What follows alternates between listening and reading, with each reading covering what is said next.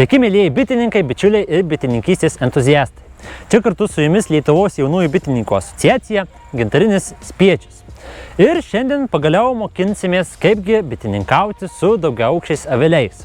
Deja, bet nemokinsime, kaip reikia bitininkauti senose Dadano tipo standartinėse aviliuose, mat jie turi, taip sakant, daugiau minusų negu pliusų. Dabar trumpai aptarkime pačią avilių konstrukciją. Apačioje yra avilio dugnas. Avilių dugnų yra labai daug įvairių tipų. Gali būti aukštesnis, gali būti žemesnis, gali būti uždaroma laka, gali būti neištraukiamas dugnas. Pačiam bitininkui geriau yra pasirinkti tokį dugną, kuris jam yra, taip sakant, patogesnis. Pavyzdžiui, jeigu ateina pavasaris, pirmas darbas yra išvalyti avilių dugnus nuo žuvusių bičių. Tai jeigu mes turėsime ištraukiamą dugną, darbą kur kas atliksime ir greičiau, ir pačių bičių darbas nėra sutrukdomas. Kitu atveju, jeigu dugnas nėra ištraukiamas, mes privalome turėti kitą dugną, jį būti paruošus, pasidėti šalia avilio, perkelti visus korpusus ant to dugno ir tik tada paėmus tą dugną jį išvalyti. Avilį sudaro bičių šeimos lizdas. Bičių šeimos lizde yra auginami perai. Čia matote būtent urto standarto korpusus, kurie yra pagaminti iš putplasčių.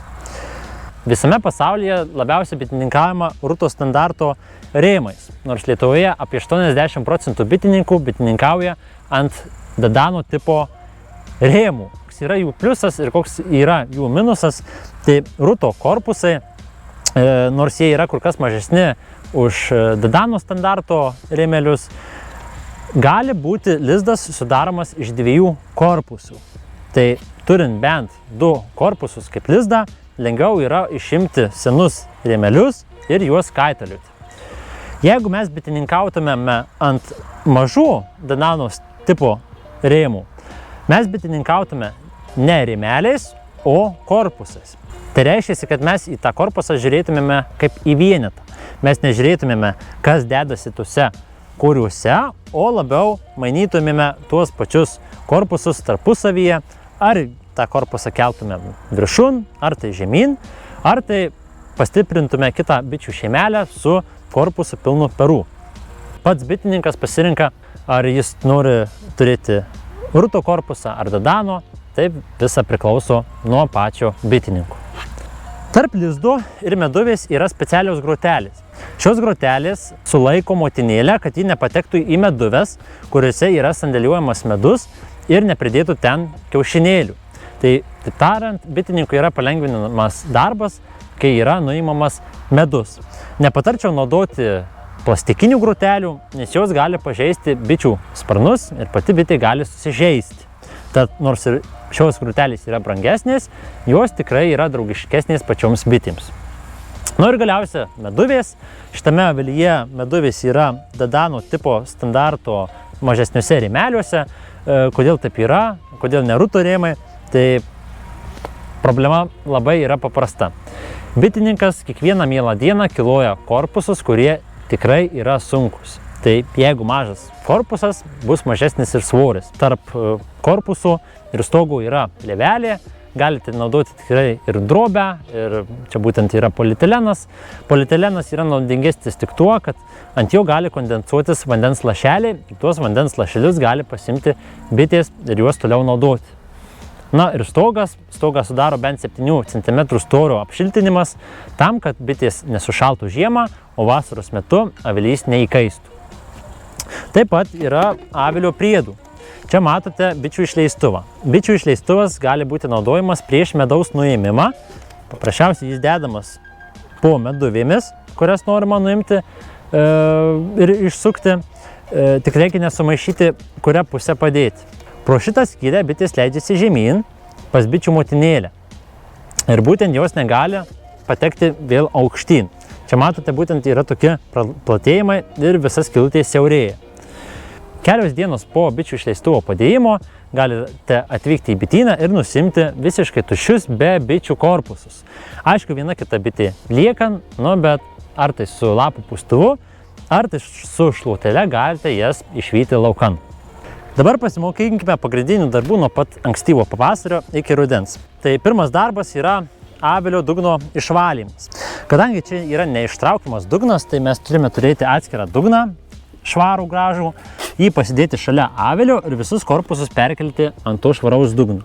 Senas, purvinas visas dugnas, jis nuvalomas, bitės būtinai dedamos į kokią nors talpą ir užkasamos po žeme, tam, kad būtų vykdoma ligų prevencija. Antras darbas, kada temperatūra iššyla iki 15 laipsnių šilumos, mes galime atsidaryti avilį ir peržiūrėti, ar bitės išžiemojo. Žinoma, tai galima atlikti ir kur kas anksčiau, jeigu manoma, jog bičių šeimai trūksta maisto.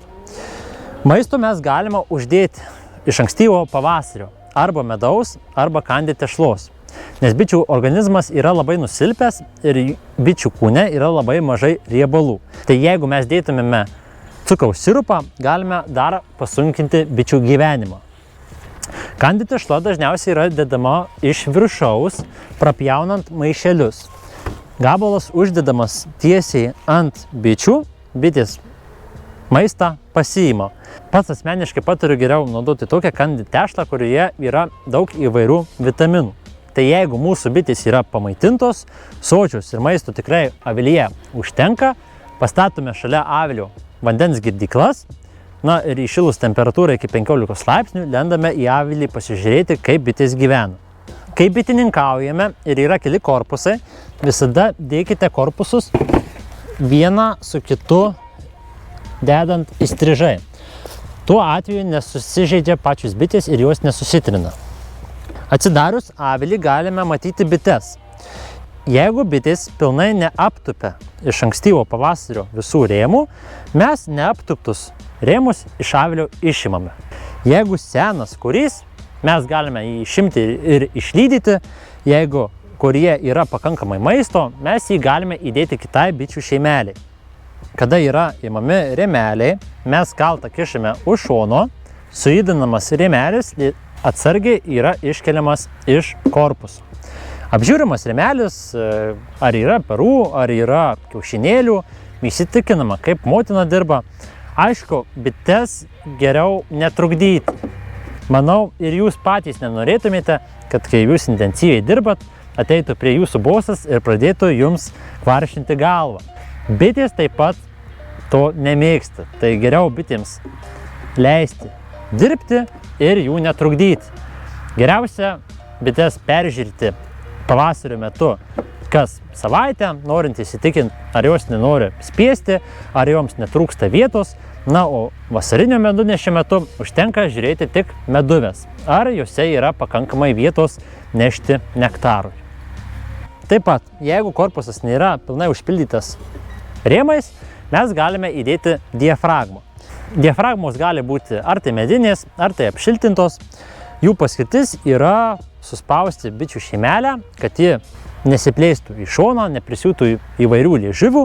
Tad, kai sutraukime mes bičių šeimeles ir jos lėtai auga, prasideda pavasarinis medunešis ir pradedami balinti kuriai, mes galime dėti vaško plokšteles. Jeigu norite tai padaryti iš anksčiau, patartina yra plokštelę dėti už diafragmos. Tokiu atveju, kada stipriai didėja bičių šeima ir jos jau nebetelpa, bitės persikelia ant plokštelės ir jie gali pradėti siūti. Jeigu mes jau matome, kad kuriai yra balinami, tai korį dedame iš pačio šono. Atitraukus visus rėmus į šoną, o vieną korį paliekant šone. Taip pat, jeigu lauke yra šalta, nepatartina dėti vaškuolis šalia perų, nes gan stipriai yra atvėsinami perai. Tokiu atveju galima dėti vaškuolę ir pačiame krašte. Kada vaškuolė yra pasiuvama ar jau pradėta siūti, tai vaškuolę galime dėti ir į patį centrą. Tai taip sakant, kuriai yra nustumiami į šonus, kurie yra seni, o lizdo centras yra atnaujinamas. Štai atsinešime štuką. Įsivaizduokime, kad dabar čia yra pilna bičių, visi kuriai yra pasiūti, o šitas korpusas yra pilnas vaškuolių. Tai kaipgi čia padaryti, kad neatšaldytume lizdo, o bitės galėtų dirbti toliau. Tai bitės yra linkusios plisti į viršų, tai jeigu mes dėtumėme šitą korpusą apačioje, mes kaip ir nieko nepakeistume. Bitės nenusileistų ir nepradėtų siūti tų rėmelių. Tai ką mes padarome, mes iš vidaus, iš pačio vidurio išimame 4 rėmelius. Šitus, kurius sutraukime į centrą, o iš korpuso, kur yra vaškuolės, 2 vaškuolės dedame vienam šone, kitas 2 dedame kitame. Šitas korpusas dedamas yra ant viršaus, vaškuolės sustumiamos į šonus, o viršuje dedami kūriai, kuriuose yra ar tai perų, ar tai maisto, ar tai bičių duonelės. Ir štai sudaromas taip vadinamas bokštas. Jeigu mes pažvelgtumėme iš avilio priekio, tai pačiam centre būtų perai su maistu, o šonuose būtų vaškuolės. Tai bitės lengvai eitų į šonus ir tuos, kurius pasisiuvus galėtų dėti ir sandėliuoti ir maistą, ir perus. Kada tuos, kurius pasiuva, mes juos jau iš šonų išimame ir dedame į patį avilio centrą ir taip atnaujiname visą lizdą. Vėliau po pavasarinio medunešio šonuose jau išsirita perai, prinešama į juos medaus ir po pavasarinio medunešio tie kūriai išsiima iš lizdo. Šonuose dedami nauji kūriai su vaškuolėmis. Prasidėjus pavasariniam medunešiui dedamos grotelės ir dedama meduvė. Jeigu bitės intensyviai dirba ir yra intensyvus medunešis ir norite dėti antrą meduvę, antra meduvė yra dedama ne ant viršaus, o po pirmą meduvę. Tai va, turime naują korpusą, jį pakišame ir dedame ant viršaus. Kada ateina momentas išsukti medų, bitininkas deda ar tai bičių išleistuvą, ar tai su šluotele ir dūminę visus, kurius nuvalo su bitėm ir neša medų išsukti. Toliau procesas kartojasi taip pat. Imamas naujas korpusas, jis vėl dedamas po kitais, kurie jau yra pilni medaus, ir tai gali trukti kiek jūs tik norit. Galit visą aukštą daugiabutį pastatyti. Kada jau pasibaiginėja vasarinis medunešis, aplinkoje bendrai sumažėja nektaro kiekis, laikas ruošti bičių šeimas. Tai būtent nuimami visi kūriai, kuriuose yra medus. Medus yra išsukamas, na ir formuojama bičių šeimelė žiemai.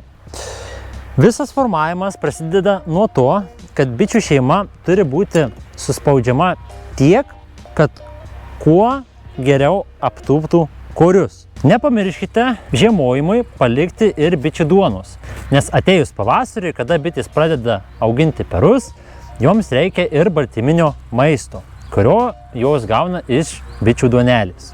Kai uždėsite maitintuves, kurios gali būti ar tai šonuose, ar tai ant avilio viršaus, bičių šeima susitrauks, nes maitinimo metu labai yra sunaudojamas bičių baltyminis kūnas ir bitės greičiau dyla. Bitės greičiau dyla, jos miršta ir bičių šeima traukiasi. Bitėms sumaitinamas maistas, sudedami vaistai, ar tai oksalas naudojamas, ar tai skruzdžių rūgštis, ar tai kokios nors juostelės. Paruošta bičių šeimelė eina žiemoti.